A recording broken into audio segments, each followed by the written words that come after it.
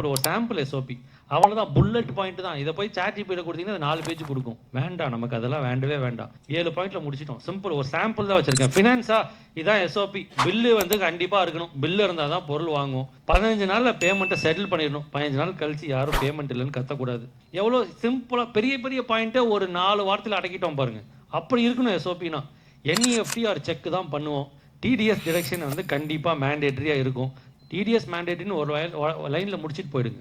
அதை அவங்க படிக்கிட்டோம். அப்போ அவங்க வந்து தனியாக ஒரு சார்ட் போடு, யார் யாருக்கு எவ்வளோ டிடிஎஸ், ப்ரொஃபஷனல் சர்வீசஸ்க்கு 10% டிடிஎஸ், டிஜிட்டல் மார்க்கெட்டிங்க்கு 2% டிடிஎஸ், 1% டிடிஎஸ், அந்த மாதிரிலாம் நீங்கள் போட்டுக்கோங்க அப்படின்னு சொல்லி நம்ம ஃபிக்ஸ் பண்ணி மாற்றிக்கலாம். சிம்பிளாக இந்த மாதிரி எஸ்ஓபி வச்சுட்டு போயிடுங்க. எஸ்ஓபிலே சிறந்த எஸ்ஓபி என்னது? பிக்சர்.